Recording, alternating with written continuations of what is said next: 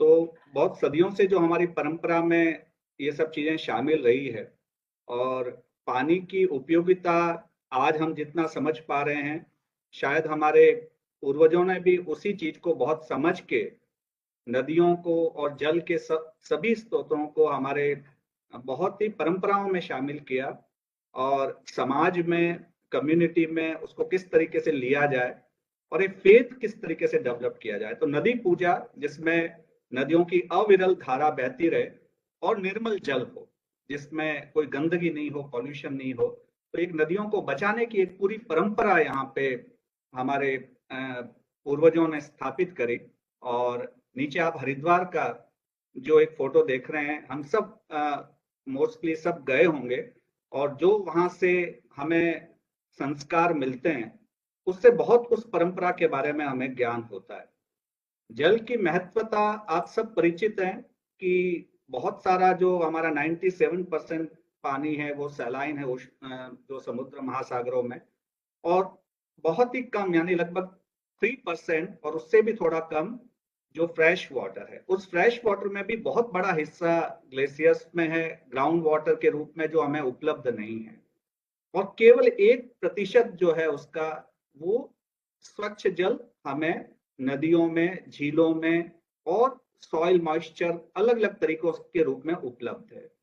उन सभी fresh waters में से हम देखें तो एक बहुत चौंकाने वाला ये आंकड़ा है कि 0.3% of the earth total fresh water reserve जो है, वो हमें अवेलेबल है नदियों और झीलों के रूप में। तो जल की उपयोगिता इसी बात से समझी जा सकती है कि बहुत सारा जल होते हुए भी हमारी प्लेनेट पे जो पीने लायक जल है, और वो भी नदियों में जिसकी उपलब्धता, एक आंकड़ा तो और मैं देख रहा था जिसमें 0.0001% जो है नदियों में उपलब्ध है।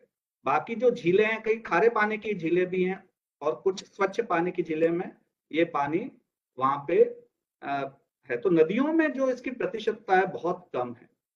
तो इसी वजह से नदियों को बहुत ही इंपॉर्टेंस दी गई, और सभी सभ्यताओं में, जैसे मिस्र की सभ्यता नील नदी के तट पे विकसित हुई, जबकि हमारी जो सभ्यता माना जाता है कि सिंधु घाटी सभ्यता जो सबसे पुरानी, वो भी सिंधु नदी के किनारे, इंडस रिवर, उसी के किनारे विकसित हुई। भारत में परंपरा नदियों की पूजा के अनुष्ठान को प्रोत्साहित करती है, और प्रत्येक नदी का एक आध्यात्मिक महत्व बनाया गया, चाहे वह पवित्र गंगा जी हो या यमुना, नर्मदा, गोदावरी, ब्रह्मपुत्र, महानदी। पूरे भारत के इस महाद्वीप पे, उपमहाद्वीप पे जो नदियां हैं, उन सब का कुछ न कुछ स्पिरिचुअल, धार्मिक महत्व दिया गया। तो इस संस्कृति में, जो हमारी भारत की संस्कृति है, उसमें नदियों को सिर्फ जल के स्रोत के रूप में हम नहीं देखते, हम उन्हें जीवन देने वाले देवी देवताओं के रूप में देखते हैं, क्योंकि उनकी हमें एक फेथ उनको लेना था। तो हमारे पूर्वजों ने बहुत ही अच्छी शुद्ध परंपरा उसके लिए स्थापित करी कि जो देने वाला है वो देवता है, क्योंकि जल हमें सब कुछ देता है, जीवन देता है। तो हमने हमेशा उन्हें जीवनदायक तत्वों के रूप में देखा, क्योंकि हमारे शरीर में भी 70% तक पानी है, और जब भी हम जीवन की तलाश करते हैं, तो हम पहले पानी की एक बूंद की तलाश करते हैं। ये जितने भी फोटोग्राफ्स आप देख रहे हैं, हमारी जो परंपराएं हैं, और ऐसा आपको कहीं और दिखेगा नहीं विश्व में कि नदियों के पास में जो संगम है, जहां जन समुदाय और उस तरीके से उनकी जो हम आराधना करते हैं, बहुत अद्भुत ये दृश्य है। चाहे वो हरिद्वार के हो, चाहे नीचे आप देख रहे हैं संगम तट जो प्रयागराज है, वहां जब भी महाकुंभ होता है, तो बहुत बड़ी संख्या में, कहते हैं सबसे ज्यादा जो लार्जेस्ट गैदरिंग है, वो इन जगह मिलती है। और इन परंपराओं को स्थापित करने में हमारे जो पूर्वज थे, ऋषि मुनि थे, उन्होंने बहुत ही अच्छी तरीके से उसको ये किया कि हर कुछ सालों में कुंभ, अर्ध कुंभ और भी कई पर्व मनाए जाते हैं। उसकी विशेषता यह है कि उनकी इंपॉर्टेंस के बारे में हमें पता चले, उसी लिए ये सारी चीजें, ये गैदरिंग, ये सब उन परंपराओं को जीवित रखने का एक तरीका है। चाहे हम नदियों में शाम को दीपदान करते हैं, आप नीचे देख सकते हैं, अभी अयोध्या में बहुत ही सुंदर दीपदान सरयू नदी के किनारे बहुत अच्छे घाटों के निर्माण किए गए। जब भी छठ पूजा होती है तो हम ये दृश्य आम देखते हैं हमारे उत्तर भारत में, कि सभी महिलाएं जो व्रत करती है, वो भी नदियों के किनारे ही सारे सूर्य भगवान को अर्घ्य दिए जाते हैं। और जितनी भी परंपराएं, बहुत ही गहराई से उन सब चीजों को, जो वैज्ञानिक तो थी ही, पर उनको बहुत ही धार्मिकता के साथ, ताकि उनमें श्रद्धा भाव में विकसित हो, ये सब परंपराएं विकसित की गई। आप नदियों की जो आरती होती है शाम को, चाहे वो हरिद्वार में हो, चाहे वृंदावन मथुरा में यमुना जी की हो, चाहे क्षिप्रा नदी उज्जैन में हो, सभी में ये दृश्य हमें हमेशा प्रेरणा देते रहते हैं कि कितना महत्व इन नदियों का है, इनकी अविरल धाराओं का है, ये इसी तरीके से बहती रहे। इसलिए हमारी सभी पूजा पद्धतियों में नदी स्नान का महत्व है। हर एक रिचुअल्स नदियों के किनारे किया जाता है, उसके पानी का जल का उपयोग किया जाता है, चाहे मंदिर के लिए हो, चाहे सूर्य अर्घ्य के लिए हो, हर पवित्रता के लिए। तो नदियों का महत्व क्या है? हमने माता का दर्जा नदी को दिया है, जो हमारी परंपरा में बहुत बड़ा दर्जा है, क्योंकि पालन पोषण करने वाली हमारे जीवन के सामाजिक और आर्थिक विकास में भी इन नदियों का योगदान है। नदियों का पानी हमें जल तो देता ही है पीने के लिए, सिंचाई, हमारी खेती, और नदियों के बहाव, जल के बहाव को ये नियंत्रित करती है। और प्राचीन काल से जितने भी सभ्यताएं हैं, चाहे हमारे, वो सब नदियों के किनारे इसीलिए विकसित हुई कि सब चीजों का नदियों से हमें संसाधन प्राप्त होता है। तो चाहे व्यापार हो, अंतर्देशीय व्यापार नावों के माध्यम से, तो आर्थिक और सामाजिक रूप से नदियों की भूमिका कम नहीं है। और जितने भी पोषक तत्व है धरती के, वो कई बार नदियों के पानी के द्वारा हर क्षेत्र में ले जाए जाते हैं। वाटर साइकिल, जल चक्र है पूरा। नदियां ऊर्जा का एक बहुत बड़ा स्रोत, आप जानते हैं, हम तो खैर हाइड्रो पावर, उसमें हमारे ऑफिस काम करता है, विद्युत पावर, जो जल शक्ति। तो इस जल की शक्ति को हम लोग नहीं पहचानेंगे तो और कौन पहचानेगा? तो कितना पोटेंशियल इन सब पे है। हमने बांध नदियों पे बना के उसकी जल शक्ति को भी उपयोग किया, और अनेक प्रकार के खनिज की प्राप्ति, चाहे वो जितने भी रिसोर्सेज हैं, इसके अलावा प्राकृतिक सौंदर्य भी बढ़ाती है। जल तत्व को हम अगर वैज्ञानिक दृष्टि से देखें तो, और हमारे स्पिरिचुअल दृष्टि से देखें तो, क्या हमें वैदिक परंपरा से प्राप्त हुआ? बिग बैंग थ्योरी हम सब जानते हैं, यूनिवर्स कैसे बना। उसमें हमारा जो वेद कहता है, नास्तिय सूक्त है ऋग्वेद में, वो कहता है कि पहले ये 5 अवस्थाओं में ये सृष्टि का विकास हुआ। आपह यानी क्रियाशील, क्वांटम अवस्था जिसको क्वार्क सूत्र बोलते हैं, ये अलग अलग वेदों के हिस्सों में आया। फिर बृहति आप यानी प्लाज्मा स्टेज में यूनिवर्स आया। फिर नाभिक अवस्था या कॉस्मिक मैटर डेवलप्ड हुआ। उसके बाद अर्ध गर्भ यानी परमाणु अवस्था आई, और उससे जो है पंच महाभूतों की उत्पत्ति हुई, जो हमारे पृथ्वी, जल, तेज, वायु, आकाश है। और उससे ये समस्त दृश्यमान जगत, तो जो हम आज देख रहे हैं स्थूल जगत, वो इन्हीं पंच महाभूतों का कंपोजिशन है। उसमें पानी एक महत्वपूर्ण तत्व है जहाँ जीवन है। और अथर्ववेद में तो ये कहा गया कि मित्र तथा वरुण को, जो हम वर्षा देवता के रूप में पूछते हैं, वरुण देवता हम सब जानते हैं, तो ये मित्र तथा वरुण के मिलने से जल की उत्पत्ति, ये अथर्ववेद में कहा गया है। और मित्र तथा वरुण यहाँ पे क्रमशः ऑक्सीजन तथा हाइड्रोजन के वाचक हैं। अभी बहुत बड़ा अनुसंधान इन वेदों के प्रतीकात्मक शब्द, जो इनकी अपने उसमें थॉट प्रोसेस था जो हमारे ऋषि मुनियों का, वो भी इनके दृष्टा रहे, और एक खोज प्रक्रिया में समस्त वेदों के इन चीजों की रचना हुई। तो इस तरीके से पंच महाभूत तत्वों का हमारे शरीर में या हमारे ब्रह्मांड में क्या योगदान है, यह हमें अच्छे तरीके से, उसमें से जल तत्व के बारे में अगर हम कहें तो जलमेव जीवनम, यानी जल को ही जीवन माना गया। और इस जल की महत्वता को वेदों में जल को औषधीय गुण युक्त कहा गया। चरक संहिता में भी भूजल के गुणों, उसकी भी चर्चा बहुत है। तो अथर्ववेद में सप्त संधव नदियों का उल्लेख है। सप्त संधव में क्या क्या नदियां थी? सिंधु नदी, विपाशा जिसका नाम है व्यास नदी, और सतलुज जो है उसको शतुद्री ये भी कहा जाता है। वितस्ता यानी झेलम नदी है, आसक्ति यानी चैनाब है, और सरस्वती। ये सप्त सैंधव जो है ये आर्यावर्त में माना जाता था कि ये नदियां बहती है। ऋग्वेद में जो कहा गया है कि जल हमारी माता जैसे है, और जल घृत के समान हमें शक्तिशाली और उत्तम बनाए, इस तरह के जल के जिस रूप में जहां कहीं भी हो हमारी रक्षा करे।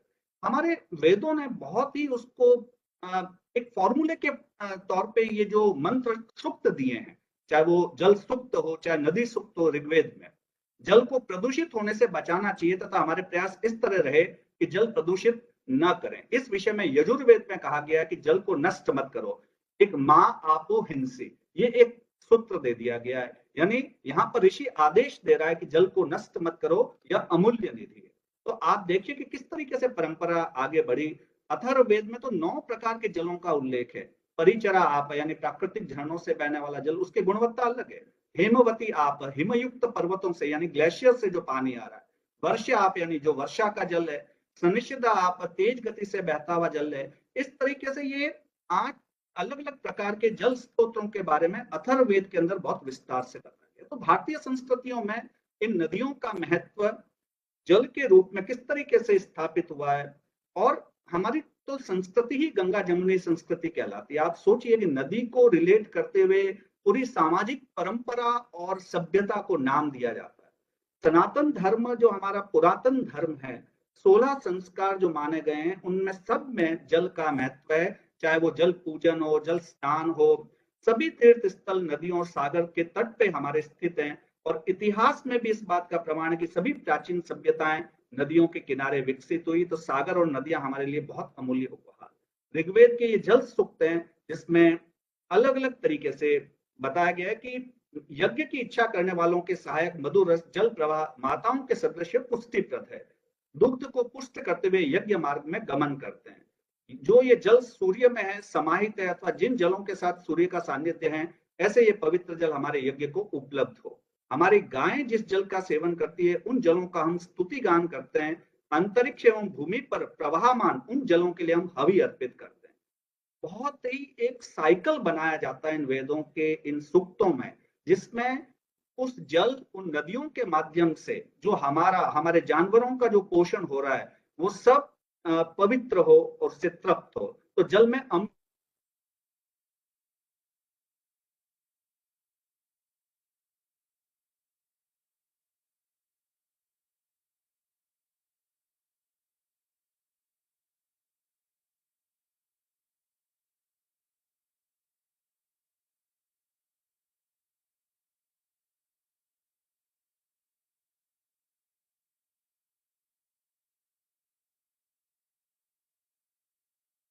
जो नदियों में सदा गमनशील रहते हैं, खोद कर जो कुएं आदि से निकाले जाते हैं और जो स्वयं स्तोत्रों के द्वारा प्रवाहित होकर पवित्रता बिखेरते हुए समुद्र समुद्र की ओर जाते हैं, वे दिव्यता युक्त पवित्र जल हमारी रक्षा करें। तो उन समस्त प्रकार के जलों में पवित्रता हो, यानी पॉल्यूशन फ्री हो, निर्मल हो और अविरल हो, और वो हमारी रक्षा करें। हमारी परंपरा में तो सुबह स्नान से ही हम ये मंत्र बोल देते हैं कि उन समस्त पवित्र नदियों का उसमें समावेश, चाहे गंगे च यमुने चैव गोदावरी सरस्वती नर्मदे सिंधु कावेरी जलेस्मिन् सन्निधिं कुरु। यानी मैं जो स्नान कर रहा हूँ इस पानी में, इन समस्त पवित्र नदियों का जल, ये मानसिक आह्वान भी हम करते हैं। और अगर नदी में स्नान का मौका मिलता है तो वहां भी हम इस प्रकार के ये मंत्रों का, तो सप्त सिंधु इसमें ऋग्वेद के अंदर नदी सूक्त में कुंभा नदी, कुंकू नदी, गोमती, सिंधु, रावी, शतद्रु यानी सतलुज, इन सब के बारे में विस्तार से चर्चा। और जो जम्बू द्वीप है हमारा भारत खंड, जिसको हम भारतवर्ष बोलते हैं, ये आर्यवर्त का एक छोटा सा हिस्सा, जिसमें ये तमाम हमारे जो नदी घाटी सभ्यता हैं, वो चाहे गंगा, ब्रह्मपुत्र, सिंधु, नर्मदा, गोदावरी, इन संपूर्ण क्षेत्रों का, और ये जो नीचे नदियां दी गई है, वेदों में इनके अलग अलग नाम भी दिए गए हैं। इस मैप में हम देखते हैं कि हमारा संपूर्ण भारत जो है, एक तरीके से ऊपर से नीचे चले हम, उत्तर से दक्षिण, पूर्व से पश्चिम, तो समस्त भारत का अभिषेक करती हुई अलग अलग नदी प्रणालियां हैं। चाहे हिमालय से निकलने वाली नदियां हैं, प्रायद्वीपीय क्षेत्र में जो मध्य भारत से निकलती हुई, जो पश्चिम घाट से निकलती हुई नदियां हैं, तो दक्षिण भारत तक, उत्तर से लेके और पूर्व तक पूरा भारत सिंचित हो रहा है इन नदियों के प्रवाह से। और हिमालय और काराकोरम पर्वतमाला से जो नदियां निकलती है, विंध्य और सतपुड़ा से जो निकलती है, और सह्याद्री पर्वत से, ये 3 अलग अलग प्रकार के रिजर्वायर्स हैं जहां से ये रिवर्स निकलती है। अगर हम उत्तर भारत की बात करें तो जो हिमालय से यमुना गंगा का प्रवाह है, और उसके बाद जैसे ये ईस्ट की तरफ फ्लो करती है, तो बहुत सी नदियां इसमें आके मिलती है। और हमारा तो सीएस हमारा हमेशा इन्वॉल्व रहा है इन सभी नदी घाटी परियोजनाओं में, बहुत सी जगह हम लोग गए भी हैं। तो इस तरीके से ये पूरा प्रवाह है। ये जितने भी नदियां इस चित्र में हैं, ये सारी जो है वेस्ट फ्लोइंग है। साबरमती, माई, मध्य भारत की नदियां हैं जो अपना प्रवाह अरब सागर की तरफ ले जाती है। पूरे भारत, जो मध्य भारत को सिंचित करती हुई, और जो साउथ में भी पेरियार रिवर आदि है वो भी अरब सागर में जाती है। और ये जितनी भी हैं ये ईस्टर्न फ्लोइंग रिवर्स हैं, चाहे महानदी है, गोदावरी है, कृष्णा है, पेनार है, कावेरी है, वैगई है। तो ये जितनी भी नदियां हैं इनके ईस्टर्न और वेस्टर्न फ्लो बहुत ही सुंदर तरीके से भारत का श्रृंगार ऊपर वाले ने किया है। कभी कभी इसलिए कहते हैं कि धन्य है जो इस भारत भूमि में हम पैदा हुए और जहां इतने सुंदर संस्कृति, विचार और प्रकृति के दर्शन है। तो सिंधु नदी प्रणाली जो हमारी, जिससे नाम ही हमारा सिंधु से हिंदू, जो फारसी में ये बताया गया, फिर बाद में इंडस वाली सिविलाइजेशन से इंडिया नाम रख दिया गया और भारतवर्ष हमारा नाम। तो इंडस रिवर जो है कैलाश मानसरोवर रेंज से निकलने वाली सबसे बड़ी नदी, आप इसकी लंबाई देखें 2897 किलोमीटर। तो ये इतनी बड़ी नदी, लेकिन अभी पार्टीशन के बाद ज्यादातर इसका हिस्सा फिर पाकिस्तान की तरफ चला गया।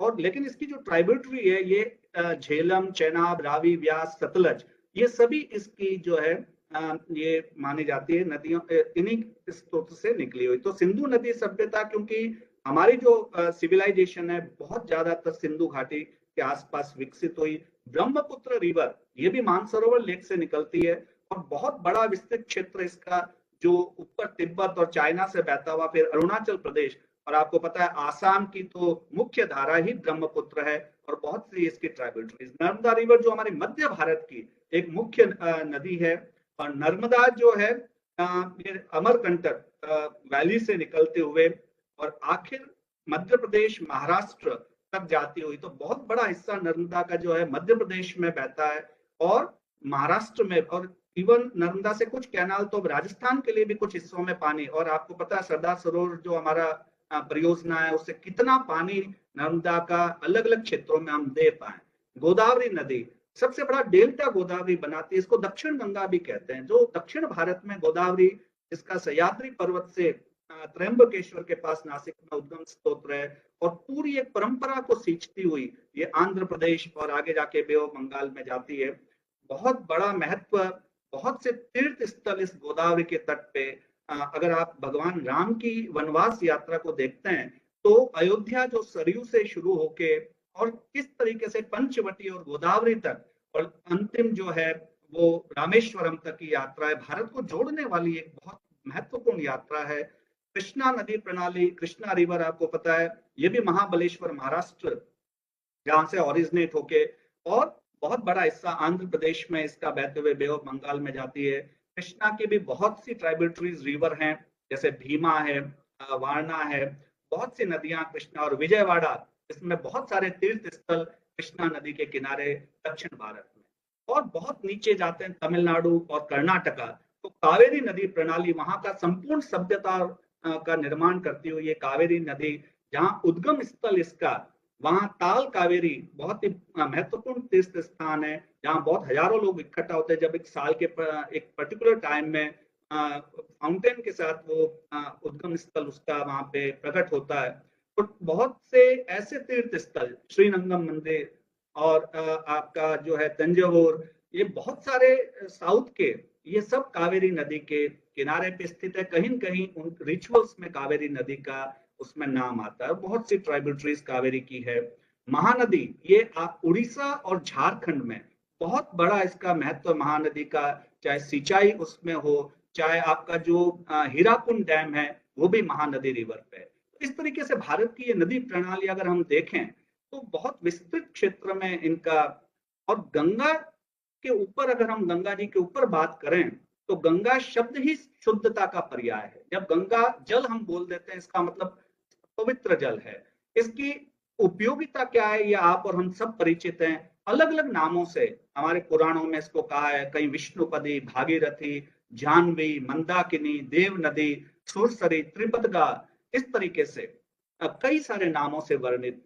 सरस्वती रिवर के बारे में भी बात करूंगा कि जो मुख्य हमारी प्रयागराज में जहां संगम बताया गया है, तो सरस्वती वैदिक रिवर है। बहुत पहले सरस्वती का फ्लो था, आज नहीं है, और पुनः उसको खोजने की प्रक्रिया चल रही है। इसके बारे में एक मंत्र आता है, अंबी तमे नदी तमे देवी तमे सरस्वती, यानी सरस्वती को नदी के रूप में सर्वश्रेष्ठ माना गया है, देवी के रूप में सर्वश्रेष्ठ माना गया है और जल के रूप में सर्वश्रेष्ठ माना गया है। ये वैदिक परंपरा में सरस्वती का स्थान है। ब्रह्मपुत्र नदी के बारे में हमने अभी बताया। ब्रह्मपुत्र एक ऐसी नदी है जिसका मेल नाम, बाकी सब नदियों का फीमेल नाम है, सन ऑफ गॉड, ब्रह्मपुत्र उसको नाम दिया गया। आप उसकी विशालता से ही अंदाजा लगा सकते हैं क्यों उसको ये नाम मिला होगा। क्षिप्रा रिवर उज्जैन में है। उज्जैन हमारा बहुत ही एस्ट्रोलॉजिकल पॉइंट ऑफ व्यू से सेंटर पॉइंट माना जाता है। महाकालेश्वर मंदिर है और बहुत सी प्रयोगशाला ऐसी थी जहां खगोल वैज्ञानिक वहां पे प्रयोग करते थे। क्षिप्रा नदी का प्रवाह, जहां अर्ध कुंभ जिसको सिंहस्थ कुंभ बोलते हैं, बहुत बड़ा आयोजन क्षिप्रा नदी के किनारे। पंपा नदी जो दक्षिण भागीरथी कहलाती है और केरला के अंदर ये सबसे बड़ी लॉन्गेस्ट रिवर आफ्टर पेरियार। और अयप्पा मंदिर जो है सबरीमला का, वो पंपा नदी के किनारे। तो ऊपर से नीचे तक सभी तीर्थ स्थल, सभी उसके जो महत्व के स्थान है नदियों के किनारे रहे। अगर गंगा जी की बात करें तो गौमुख से जो गंगा जी का प्राकट्य है वो भागीरथी के रूप में है।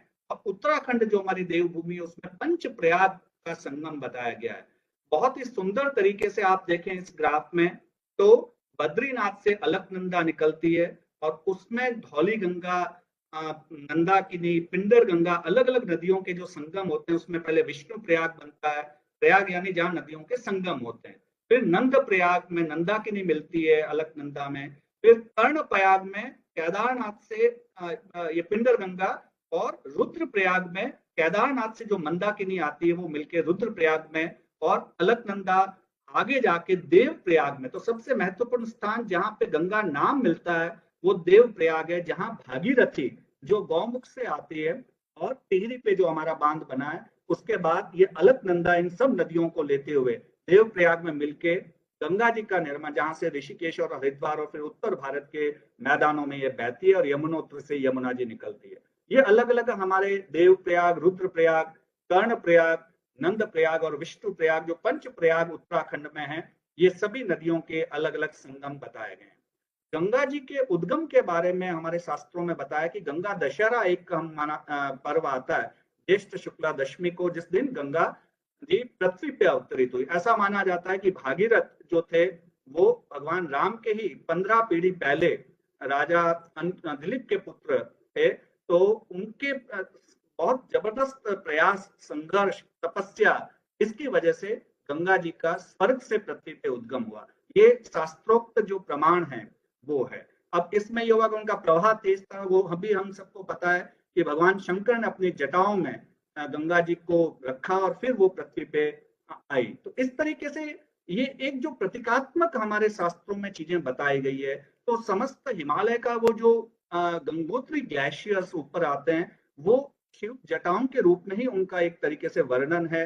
और उनकी, और ऐसा माना जाता है कि स्वर्ग से उतरी है। अब ये बहुत एक अलग विषय है जिसपे अगर हम अपने स्पिरिचुअल और साइंटिफिक उन चीजों को रिलेट करते हुए बहुत अध्ययन चल रहा है। इस पर भी बहुत बातें हैं कि गंगा जी का जो उद्गम है, जहां अभी आज गंगोत्री से माना गया, और उसके बाद किस तरीके से गंगा सागर तक जो उसके प्रवाह हैं, उनके जो पानी के गुण हैं, उनको किस तरीके से देखा जाए। तो यहाँ पे हमारे आदि गुरु शंकराचार्य जी ने एक बहुत ही सुंदर मंत्र से गंगा जी की स्तुति करी। भगवती तव तीरे नीर मात्रा शनोहम विगत विषय तृष्णा कृष्ण माराधयामी सकल कलुष भंगे स्वर्ग सोपान संगे तरल तरल तरंगे देवी गंगे प्रसिद्ध। गंगा जी की इतनी सुंदर स्तुति भगवान आदि शंकराचार्य जी ने की, और ये सब परंपराओं को स्थापित करने में सब श्रेय उनको जाता है। जहां आज केदारनाथ में उनका बहुत भव्य वापस उन मूर्ति की पुनर्स्थापित की गई। तो इन सभी परंपराओं का सम्मान हम करते हुए आगे बढ़ें, न कि इसमें हम तर्क वितर्क करें। जो हमारे शास्त्रों ने बोला है वो हमारे पूरी सभ्यता के अच्छे के लिए, उसकी पवित्रता के लिए ही इन चीजों को रचा गया। तो यहाँ पे गंगोत्री ग्लेशियर जो गौमुख है, गंगोत्री से ऊपर ये गौमुख जहां से गंगा जी का ग्लेशियर से प्रथम भागीरथी का प्रवाह निकलता है। और इस तरीके से पूरा प्रवाहमान गंगा जी का 2500 किलोमीटर, जो सबसे लंबी नदी हमारे भारतवर्ष की है। दूसरा स्थान जो पवित्र नदियों में है वो यमुना जी का है। यमुना जी यमुनोत्री ग्लेशियर से जिनका प्राकट्य हुआ, और लगभग 1300 किलोमीटर ये पूरी यात्रा करके प्रयागराज में गंगा जी में मिल जाती है। यमुना जी को भी हमने देवी के रूप में देखा, और बहुत ही सुंदर स्तोत्र वल्लभाचार्य जी ने यमुना उनके बारे में लिखे हैं। अगर आप कभी यमुनाष्टक पढ़ें तो आपको समझ में आएगा कि कितनी पवित्रता के साथ एक पूरी साकार स्वरूप में नदी की कल्पना देवीय रूप में करना, तो ये एक मानवीय जो सभ्यता का एक उच्चतम बिंदु है, जहां पे हमने अपने चारों तरफ की प्रकृति को सम्मान दिया। आप सोचिए कि किस सभ्यता में ऐसा होगा। भगवान कृष्ण की तो समस्त लीलाएं और उनके यशोगान के लिए जितनी चीजें हैं, वो यमुना के आसपास, चाहे ब्रज भूमि आज जितनी पवित्र मानी जाती है, आप और हम परिचित हैं। सबसे ज्यादा जो रिजर्वायर्स हैं, जलकुंड है, पॉन्ड्स हैं, वो ब्रिज के अंदर है। पूरे ब्रिज 84 कोस्ट में अभी इस पे भी काम चल रहा है कि उन सभी वाटर रिजर्वायर्स को रिवाइव किया जाए। तो जल की महत्वता को इस तरीके से प्रतिपादित किया गया। तो यमुना नदी में आप देखें किस तरीके से यमुनोत्री में नीचे ग्लेशियर से यमुना जी का प्राकट्य होता है, और यहाँ वृंदावन और आगरा में ताजमहल भी, बहुत सी ऐसी चीजें हैं जो यमुना के किनारे स्थित है। कालिंदी इनका नाम है। अब कलिंद पर्वत से उद्गम होने के कारण और काला रंग होने के कारण कभी कभी ये आता है कि गंगा जी का जल जो है वो थोड़ा साफ है और यमुना जी का थोड़ा काला है। तो उसका वर्णन भी बहुत शास्त्रों में किया गया। कई जगह तो मेरे को ये भी सुनने को मिला कि इनकी प्रॉपर्टीज जो फिजिको केमिकल प्रॉपर्टीज हैं उनमें कुछ अंतर, और उसकी वजह से मिनरल्स की वजह से ये सब चीजें हैं। कई बार गंगा के किनारे जो रहते हैं सब लोग, उनके स्वभाव में, और जो यमुना जी के किनारे रहते हैं उनमें, तो ऐसे कई लोकोक्तियां आपको मिलेगी जहां से बहुत कुछ निकाला जा सकता है। तो पूरी ब्रिज भूमि का यहाँ पे ये बताया गया। जिस तरीके से प्रयागराज में दोनों का संगम होता है, तो आपको स्पष्ट दिखेगा कलर में भी, रंग में भी अंतर है। जहाँ गंगा और यमुना जी में, जो लोग प्रयागराज गए हैं उनको ये अंतर मिला होगा।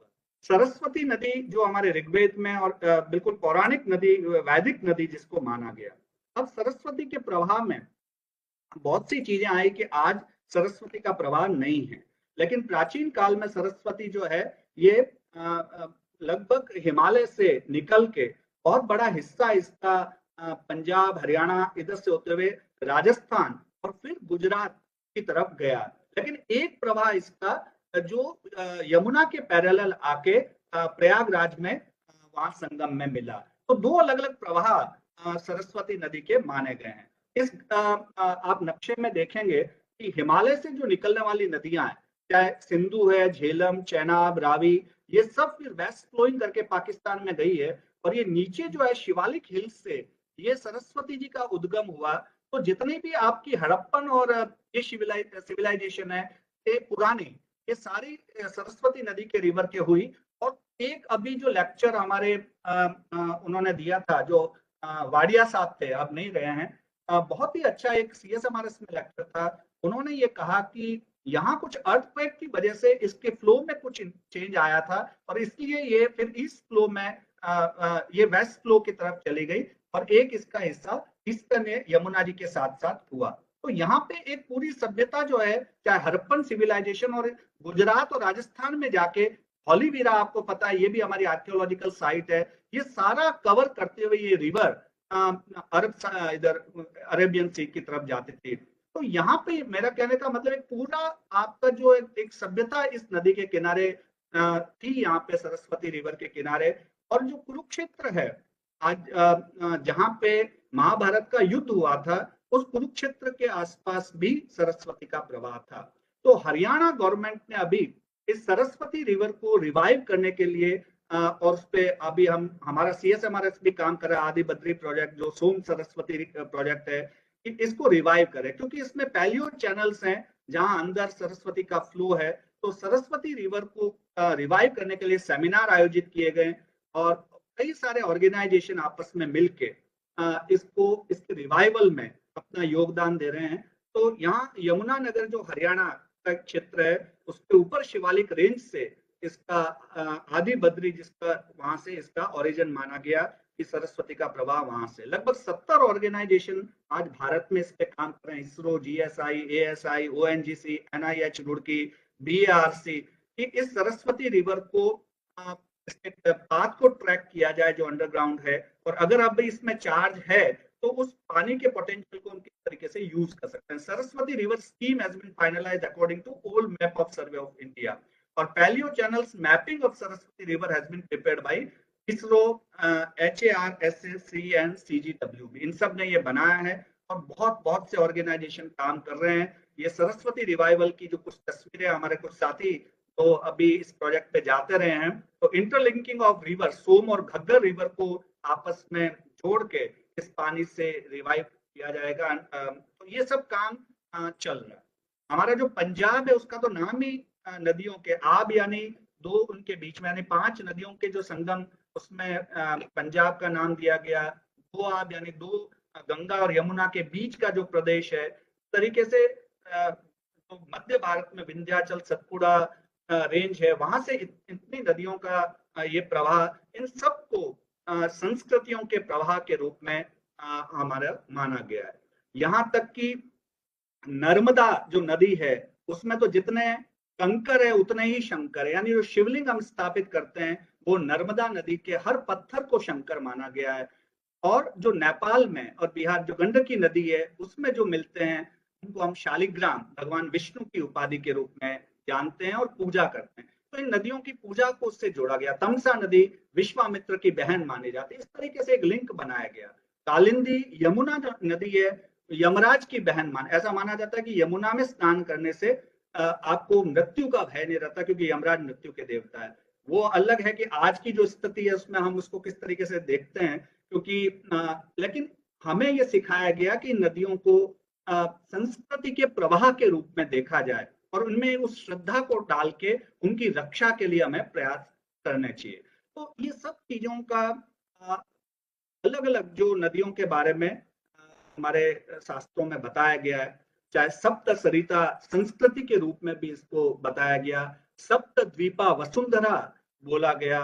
जैसे हम 7 मोक्षदायिनी पुरियों की बात करते हैं कि जिनका सुबह नाम लेने से या पवित्र होते हैं हम, अयोध्या, मथुरा, माया, काशी, कांची, अवंतिका। ऐसे ही नदियों के बारे में गंगा, सिंधु, सरस्वती च यमुना, गोदावरी, नर्मदा, कावेरी, शरयू, महेंद्र तनया, चरमनवती, वेदिका, क्षिप्रा, वैत्रवती, महासुर नदी, ख्याता, जया, गंडकी, पूर्णा, पूर्ण जले समुद्र सहिता, कुर्वन्तु में मंगलम। सुबह सुबह इन सब नदियों का नाम लेने से और सागर सहित, क्योंकि सागर में ही इन सब नदियों का ये समाहित होती है, तो सुबह हम मंगलम जो सुप्रभातम करते हैं उसमें इन सबको हम नहाते हुए भी, ये देखिए गंगा जी के सारे नाम लेते हैं। ऐसा माना जाता है कि समस्त मानसिक रूप से जो है वो नदियां हमारे स्नान के जल में आए। इस तरीके से समस्त भारत की ये परंपरा, नदियों के घाट, नदियों के किनारे मंदिरों की स्थापना, ये सब इसीलिए की गई ताकि हम इनके महत्व को समझें, इनकी पवित्रता को बनाए रखें। जितने भी महत्वपूर्ण नगर हैं ये सब भारत के बड़ी बड़ी नदियों के किनारे, चाहे आगरा, अयोध्या, बद्रीनाथ, इलाहाबाद, दिल्ली, आप सब देखेंगे सब किसी न किसी, दक्षिण भारत तक हम जाएं, बड़े बड़े शहर जितने भी हैं वो सब नदियों के किनारे स्थित हैं, क्योंकि नदियों से ही जीवन मिलता है। वहां और भी हम आर्थिक तरक्की कर सकते हैं। चाहे काशी विश्वनाथ का मंदिर हो जिसका अभी बहुत सुंदर सौंदर्यीकरण किया गया, सारे एनक्रोचमेंट हटाए गए। अयोध्या में सरयू नदी को जो अभी बहुत ही अच्छा काम वहां पे किया गया। कलकत्ता में आप जानते हैं दक्षिणेश्वर जो है काली मंदिर हुगली नदी के किनारे, कामाख्या मंदिर गुवाहाटी में ब्रह्मपुत्र के किनारे हैं। आदि शंकराचार्य द्वारा स्थापित श्रृंगेरी मठ जो दक्षिण भारत में, वो तुंगभद्रा नदी या तुंगा नदी के किनारे।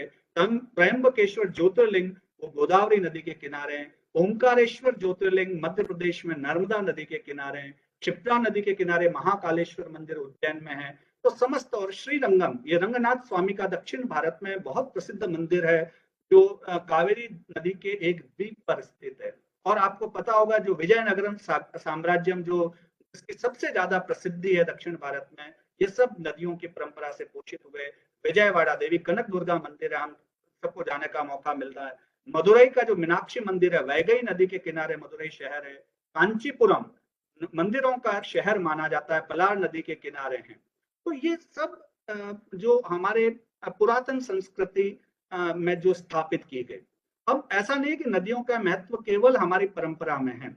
मैं देख रहा था तो जो ईसाई परंपरा में क्रिश्चियनिटी है उसमें भी नदियों के जल को और जल को ही पवित्र माना गया हर तरीके से।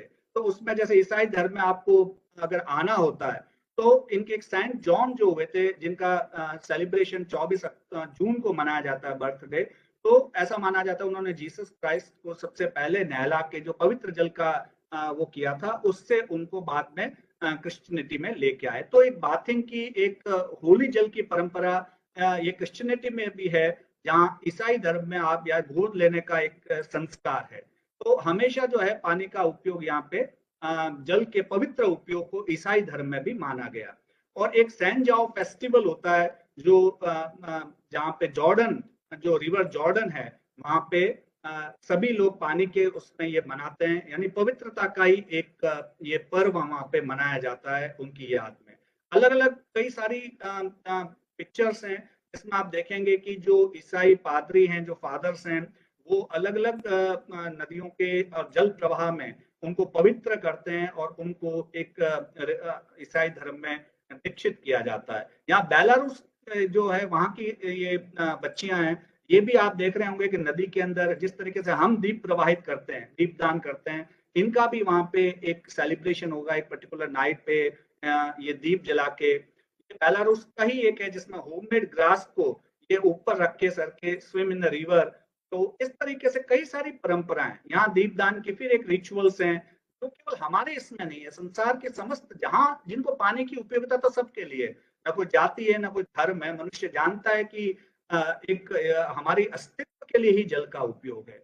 तो इसको किस तरीके से पूजना चाहिए, तो अलग अलग परंपराओं में अलग अलग आपको दिखेगा कि किस तरीके से किसी नजदीक झील, तालाब, इसके किनारे ये सब चीजें की जाती है। और part of Mexico, south western United state में मॉनसून पे जो डिपेंडेंसी है उसके लिए वहां पे ये सब फेस्टिवल मनाए जाते हैं, जहाँ prayer for a good monsoon, बारिश के पहले ये किया जाए। यहाँ गोवा के अंदर आप देख रहे हैं सैन जाओ दिवा सैन जाओ ये करके एक फेस्टिवल मनाया जाता है मॉनसून के पहले, जिसमें ये कुओं की, नदियों की सफाई करते हैं। वेल्स आर क्लीन बिफोर सैन जाओ, रिवर बैंक्स आर क्लीन। तो इस तरीके से एक सब चीजों को जोड़ा गया है कि मॉनसून आ रहा है, अभी इससे पहले एक फेस्टिवल मनाया, तो उसमें अपना श्रद्धा का भाव रखा, सफाई करी, ताकि हमें एक स्वच्छ और निर्मल जल रिजर्वायर के रूप में मिल सके। सिख परंपरा में भी आप जानते हैं, किसी भी सिख गुरुद्वारे में हम जाते हैं तो सरोवर मिलता है। सिख परंपरा में जल को अत्यंत पवित्र माना गया। गुरु गोविंद सिंह जी ने जब पंच प्यारों के लिए अमृत तैयार किया था, तो उसमें जल को भी महत्वपूर्ण तत्व बताया गया है। अमृतसर स्थित स्वर्ण मंदिर सरोवर को तो अमृत झील ही माना जाता है, इसलिए अमृतसर आप नाम अमृतसर, अमृत का सरोवर जहां पे, और हर मंदिर साहिब उसका पहले नाम था, बाद में उसको स्वर्ण मंदिर कर दिया गया। तो पूरी इस परंपरा का ही एक हिस्सा है, जिसमें अगर आप इस्लाम धर्म में देखें तो आबे जमजम ये बहुत पवित्र जल माना गया है। इस्लाम में इस जल के अल्लाह की रहमत माना गया है, और जब लोग हज करने मक्का मदीना जाते हैं तो वहां कुओं से ये आबे जमजम का पानी संभाल कर लाते हैं। तो सभी परंपराओं में, सभी धर्मों में इसको महत्व दिया गया।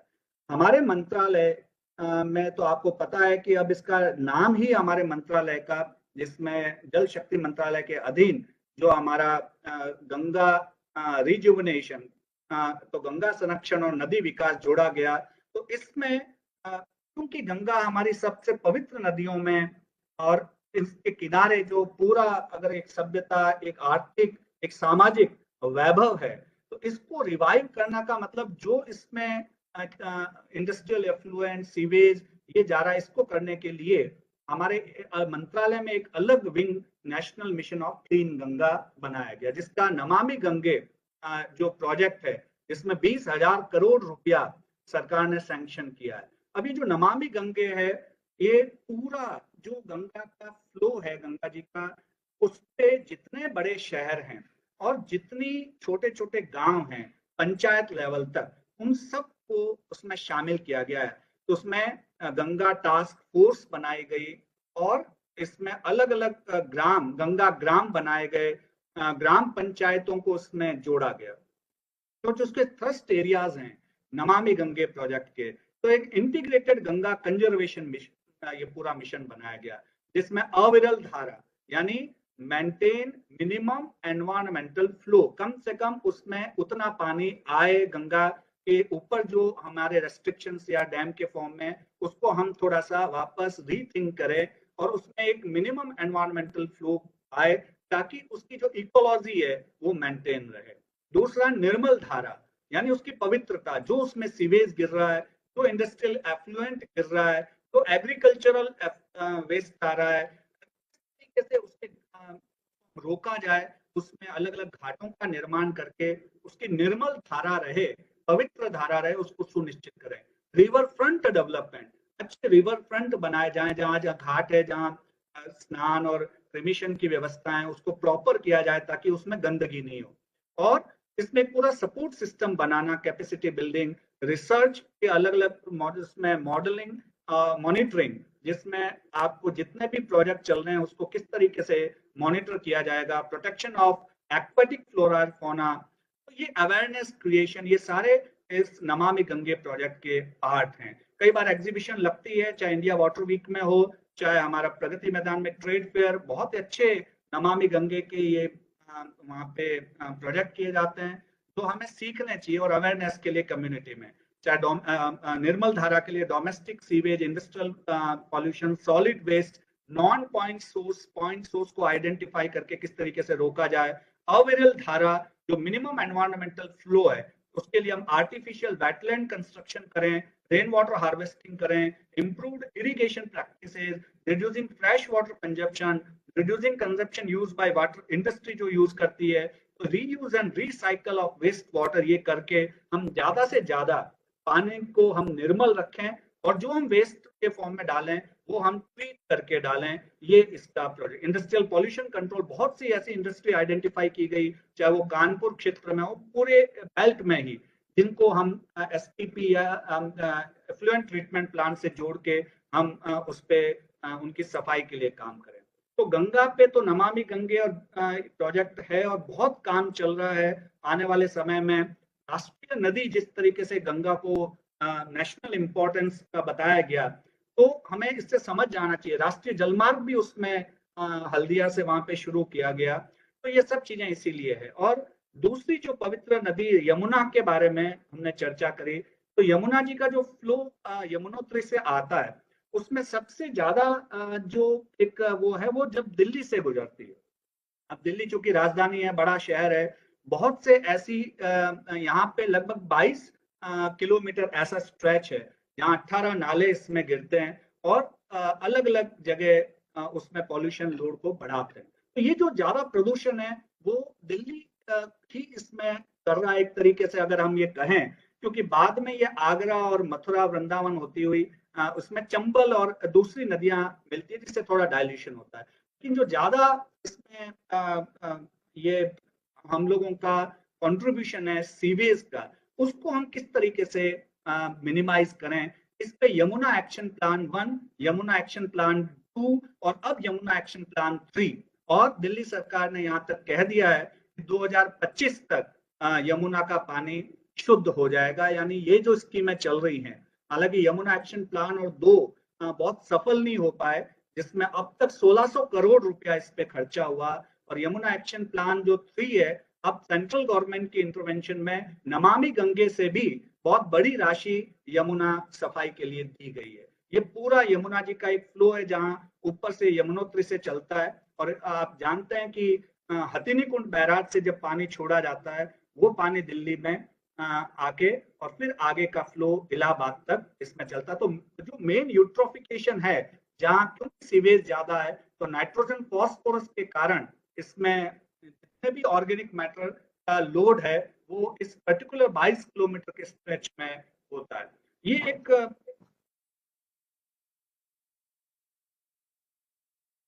यहाँ पे जो आप ये देख रहे हैं, ये वजीराबाद बैराज के ठीक नीचे का एक पोर्शन है, जिसमें यमुना जी वजीराबाद के नीचे डाउन फ्लो करती है ओखला तक।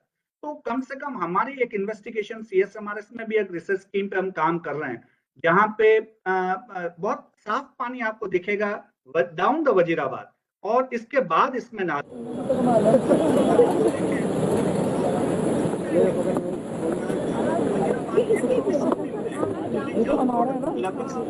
वाटर सप्लाई के लिए ले लेता है, और इसके ऊपर जगतपुर विलेज है, जहाँ भी हमने सैंपलिंग करी वहाँ पानी ठीक है, ये पानी कंपैरेटिवली इसमें शुद्ध है। तो इस तरीके से अगर हम डाउन द स्ट्रीम आते हैं तो बहुत सी ऐसी एक्टिविटीज है जिसकी वजह से, चाहे वो सीवेज हो, चाहे जो हम रिलीजियस हमारी जो मूर्तियों का विसर्जन करते हैं, हालांकि बहुत अब जागरूकता आई है, लेकिन हमें अब ये सीखना पड़ेगा कि जो हमारे संस्कार और पूजा पद्धतियां हैं और जिसमें हमने नदियों को इतना विशेष महत्व दिया, वहां हमें अब सेंसिटिव भी होना है कि हम ऐसी चीजें नदियों में या उसको हम इको फ्रेंडली वे में कुछ करें। वो अब आजकल जो कलर यूज होते हैं, जो मटेरियल यूज होता है, वो नॉन बायोडिग्रेडेबल है, वो सब नदियों को, वो पुरानी परंपरा में जब नदियों में फ्लो भी अच्छा था, मिट्टी की मूर्तियां होती थी, कलर नहीं होते थे, मानसिक रूप से सब चीजें ज्यादा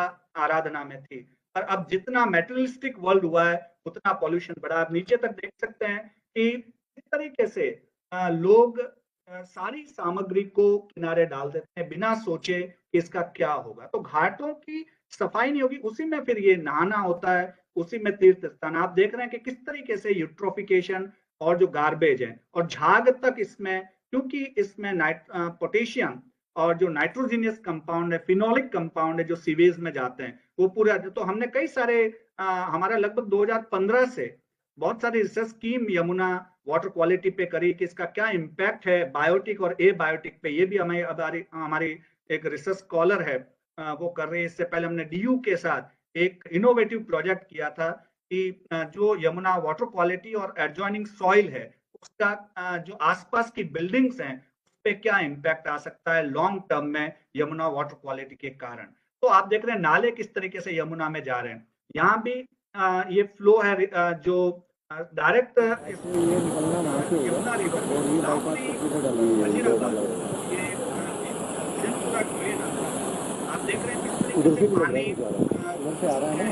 आपके रूप ये सारी गंदगी निकल के आ रहा है, तो बना होगा ताकि वो तो हटाएंगे ना, वो ऊपर वाले जो दो पाइप है देखते हैं और वापस हम सोचते हैं कि जो हमारी परंपराओं ने जो चीजें स्थापित करी थी उसको हमें बचाने का समय है और हमें एज ए कम्युनिटी इसमें लगना पड़ेगा और उन्हीं संस्कारों को लेके हमें आगे जाना है। ये नजफगढ़ ड्रेन है जो सबसे ज्यादा जिसको माना जाता है कि यमुना को पॉल्यूट कर रहा है। कुछ आशा की किरणें हमारा तो इसमें क्योंकि हमारा मंत्रालय ही जल से संबंधित है, लेकिन फिर भी स्वच्छता जो मिशन हुआ, स्वच्छता पखवाड़ा, उसमें सीएस हमारे ने भी बहुत बड़ा योगदान दिया। हमारे सब साथी कई बार यमुना नदी के किनारे हमें एक एलोकेट की गई थी साइट, वहां पे हम कई बार गए, हमने सफाई करके आसपास की जनता को भी हमने इसमें मोटिवेट किया कि आप सफाई रखो, जो सामग्री लाते हो नदी में नहीं डालें। इसके अलावा हमारे जो आसपास के रिजर्वायर है ऑफिस के, ये गोरखनाथ जी का मंदिर है पीछे कुतुब इंस्टीट्यूशनल एरिया में, ये साइड भी हमने कई बार, बहुत अच्छा सुंदर पॉन्ड है, आप अगर नहीं गए तो वहां जाएं, बहुत अच्छा स्थान है जहाँ पवित्रता भी है। तो आसपास की हमने काफी वहां पे सफाई और कई बार इस साइटों पे जाके सीएस हमारे सभी लोगों ने बहुत बढ़ चढ़ के हिस्सा लिया। ये हमारा जो अध्ययन हुआ इसमें अलग अलग हमने सैंपलिंग करी रिवर के जो दिल्ली का स्ट्रेच है और इस तरीके से अभी जो हमारा काम चल रहा है इसमें ये दिसंबर 2021 और जनवरी में हमारे स्टूडेंट गए थे। तो ये पहली साइट है जगतपुर विलेज जहाँ पानी साफ है और वहां से हमने फिर भी अमोनिया, ये जो आप कलर देख रहे हैं, ये प्रेजेंस ऑफ अमोनिया, कई बार आप पढ़ते होंगे ना अमोनिया का लेवल बढ़ गया, वजीराबाद प्लांट बंद कर दिया, तो 1 मिलीग्राम पर लीटर 1 ppm से भी बिलो इसकी परमिसिबल लिमिट है, लेकिन यहाँ बहुत ज्यादा मात्रा में यहाँ भी है। तो नीचे का हाल तो बहुत ज्यादा खराब है। हमने live testing in situ parameters की इन साइटों पे करी है। नजफगढ़ ड्रेन जहाँ डाउन द स्ट्रीम वजीराबाद में मिलता है, हमारे स्टूडेंट बहुत मेहनत की बारिश में नाव के अंदर, क्योंकि आपको सैंपलिंग करनी है तो मिड पॉइंट से करनी है और इन सीटू टेस्टिंग में पैरामीटर बिल्कुल सही होने चाहिए। और यमुना जी का भी जो प्रवाह है नीचे, वो उसको भी बहुत वहां स्थितियां ऐसी नहीं है कि आप खड़े भी रह सकते हैं। तो इन सब चीजों को ध्यान में रखते हुए हमारे स्टूडेंट जाते हैं और काफी अच्छा अभी सैंपल कलेक्शन बारिश के अंदर भी बच्चों ने किया और अब आने वाले टाइम में कुछ ऐसे रिजल्ट्स जिसको हम उसमें कंक्लूजन निकाल पाए और कुछ पॉलिसी डिसीजन में, ताकि क्योंकि यमुना किनारे बहुत कंस्ट्रक्शन अभी भी चल रहा है, चाहे हमारे पहले की बिल्डिंग्स हैं, चाहे फ्लाईओवर्स हैं, चाहे मेट्रो ब्रिजेज हैं, उनको इन चीजों से नुकसान होगा। तो उसमें किस तरीके से सीवेज को कंट्रोल किया जाए, क्या ट्रीटमेंट हो सकते हैं, तो live testing pH, conductivity, salinity, TDS, ammonia sulphide, ये सब हम लोगों ने किया। अभी आपने पता है बजट में भी इंटरलिंकिंग ऑफ रिवर्स को, क्योंकि गवर्नमेंट ने और केन बेतवा लिंक पे भी सीएसएमआरएस का काम चल रहा है, बहुत बड़ी राशि इस पे आवंटित करी है। और बहुत सी नदियां हैं जिनकी इंटरलिंकिंग से हमारी जो पीने के पानी की समस्या है, सिंचाई की है, ओवरफ्लो की है, कहीं ड्राउट है, कहीं बहुत ज्यादा पानी है, इसको बैलेंस करने के लिए चाहे गोदावरी, कृष्णा, तापी, नर्मदा, ऐसी दमन, गंगा, पिंजाल, बहुत सी इंटरलिंकिंग प्रोजेक्ट्स को किया है। कुछ ऐसे जो हमारी मिनिस्ट्री के साइट पे हमेशा आते रहते हैं, आप देखिए फेसबुक पे कि ये सब स्लोगन, ये पोस्टर्स आते रहते हैं, कैन बेतवा लिंक कैनाल से क्या होगा। अभी आजादी का अमृत महोत्सव चल रहा है, इसमें भारत की गौरवशाली नदियां, इसमें हर एक के बारे में बताया गया है, बल्कि एक क्विज भी जल धरोहर के रूप में कि आप उसमें पार्टिसिपेट करें, अपने आसपास की नदियों के बारे में जानें और बताएं मंत्रालय को, और उसके वीडियो भेजें ताकि कम्युनिटी के लेवल पे आप क्या कर रहे हैं। बहुत बड़ा ये मिशन है, जो 75 साल हमारी आजादी का ये अमृत, ये वाकई Amrit Mahotsav in the sense कि जो हमारे जो एक एसेंस थे, इंपॉर्टेंस थी, इनको हम रिवाइव कर पाए, इनको समझ पाए और इनके ऊपर ध्यान दे पाए। ये आप देखिए बहुत सुंदर एक मैप आता है कई बार, एक भारत का नक्शा सा बना हुआ है, ये दो नदियों का संगम है, ब्रह्मपुत्र और चंपावती। तो ये बोगाई गांव आसाम का, कितना सुंदर प्रकृति ने ये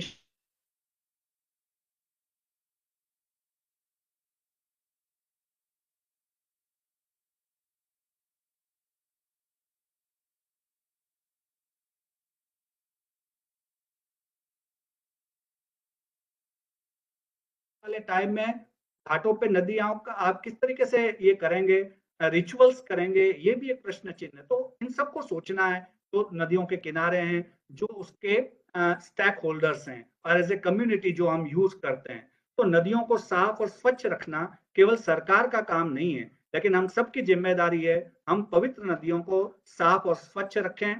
और स्कंद पुराण में तो एक मंत्र है, मलम मूत्रम पुरुषम च श्लेष्म निस्तेनाश्रुश्च गंडूशाश्चैव मुंचन्ते ये ते ब्रह्मणे समा।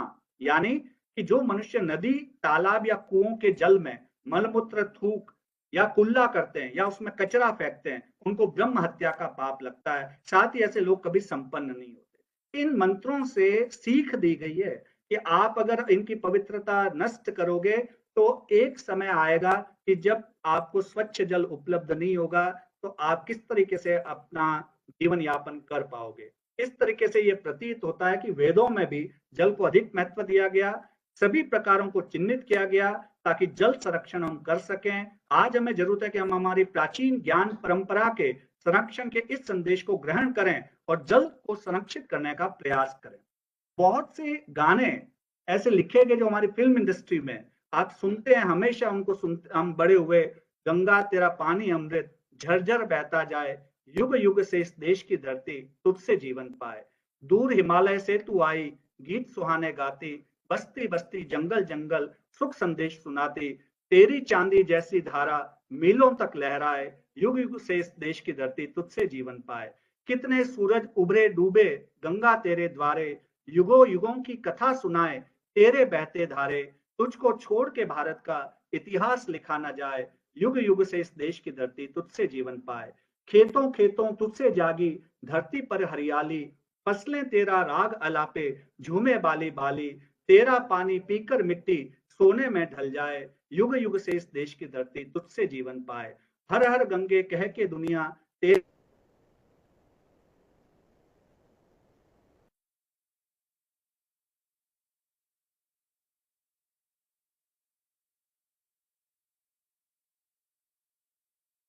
जी का जो थे अब नहीं रहे, असम के गायक थे, बहुत सुंदर उन्होंने गीत गाया था जो एक उल्हाना था कि हम कितना मानव जो है संस्कार विहीन हो गया है, फिर भी गंगा जी को बोला कि आप क्यों बह रही है अभी भी, यानी आपके किनारे आपने इतना समाज को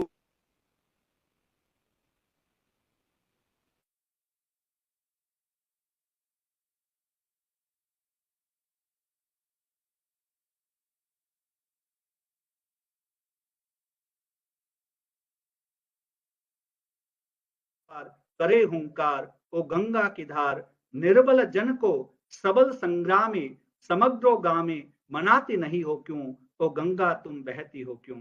व्यक्ति रहे व्यक्ति केंद्रित, सकल समाज व्यक्तित्व रहित, निष्प्राण समाज को छोड़ती न क्यों, ओ गंगा तुम बहती हो क्यों। नव भारत में भीष्म रूपी सुत समर जनती नहीं हो क्यों, ओ गंगा तुम बहती हो क्यों। तो ये भूपेन हजारी जी का ने जो गाना गाया, और बहुत सुंदर ये रचना है जिसमें बहुत सीख है मानव सभ्यता के लिए। वो ये कह रहे हैं कि मानव इतना संस्कार विहीन हो गया, फिर भी माँ गंगा तुम क्यों बह रही हो, क्योंकि लेकिन माँ तो माँ ही होती है। बच्चे कितना भी अपराध करते हैं लेकिन वो हमेशा हमेशा जीवनदायिनी बनी रहती है। एक और, हम जब भी हरिद्वार जाते हैं, मानो तो मैं गंगा माँ हूं, ना मानो तो बहता पानी, जो स्वर्ग से न दी धरती को, मैं हूं प्यार की वह निशानी, युग युग से मैं बहती आई नील गगन के नीचे, सदियों से ये मेरी धारा, ये प्यार की धरती सींचे, मेरी लहर लहर पे लिखी है इस देश की अमर कहानी, मानो तो मैं गंगा माँ हूं, ना मानो तो बहता पानी। गौतम अशोक अकबर ने यहाँ प्यार के फूल खिलाए, तुलसी गालिब मीरा ने यहाँ ज्ञान के दीप जलाए, मेरे तट पे आज भी गूंजे नानक कबीर की वाणी, मानो तो मैं गंगा माँ हूं, ना मानो तो बहता पानी। तो बहुत ही सुंदर ये पंक्तियां हैं। और अब मैं यही कहना चाहूंगा कि किसी भी, चाहे सभ्यता हो, जाति हो, संप्रदाय, उन सब से ऊपर उठ के जो जल तत्व है, जो ब्रह्म रूपी है, और उस ईश्वर का ना कोई आकार है, ना कोई उसका प्रतिरूप है, हम सब उन्हीं के बच्चे हैं। उन्हीं को उन्होंने जो ये सुंदर प्रकृति की रचना करी है, वो सब हमारे ही उसके लिए है, हमारे पालन पोषण के लिए माँ प्रकृति के स्वरूप में हर संसाधन दिया। तो जो ये बहुत सुंदर शब्द है, इन्हीं के साथ मैं समापन करूंगा।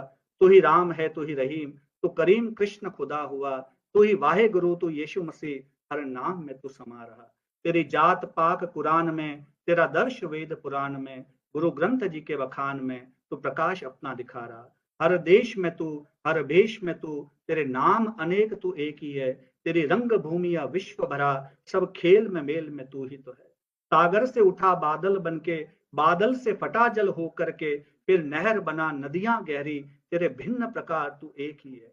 चींटी से भी अणु परमाणु बना, सब जीव जगत का रूप लिया, कहीं पर्वत वृक्ष विशाल बना, सौंदर्य तेरा तू एक ही है। तो एक ही रूप में वह ईश्वर समा रहा है। हम सब माँ प्रकृति के इस स्वरूपों का आदर करें, सम्मान करें, और समस्त विश्व के कल्याण की भावना के साथ हम सर्वे भवन्तु सुखिनः, सब स्वस्थ रहें, निरोगी रहें। इन्हीं भावनाओं के साथ मैं अपने विचार का समापन करता हूँ।